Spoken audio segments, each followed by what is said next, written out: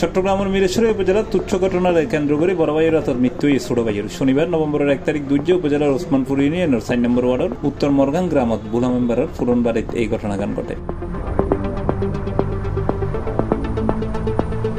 নিহত ছোট ভাইয়ের নাম শাহাদাত হোসেন আর ঘাতক বড় ভাইয়ের নাম আলী হাসান। পুলিশ তাৎক্ষণিক অভিযান চালাইলে অভিযুক্ত বড় ভাই আলী হোসেনের ওসমানপুর এলাকার তো নাটক গুজ্জি বলে জানা গিয়ে।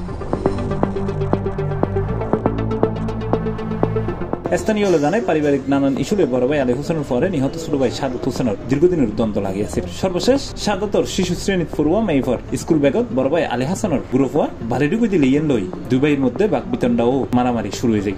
এক পর্যায়ে গাছের টুরো লই সজোরে আঘাত করলে মাটিতে লুটায় পড়ে শাহাদাত এবং পরে তার উদ্ধার করে আহত অবস্থায় উপজেলা স্বাস্থ্য কমপ্লেক্সে লই গেলে কর্তব্যরত চিকিৎসক মৃত ঘোষণা করে।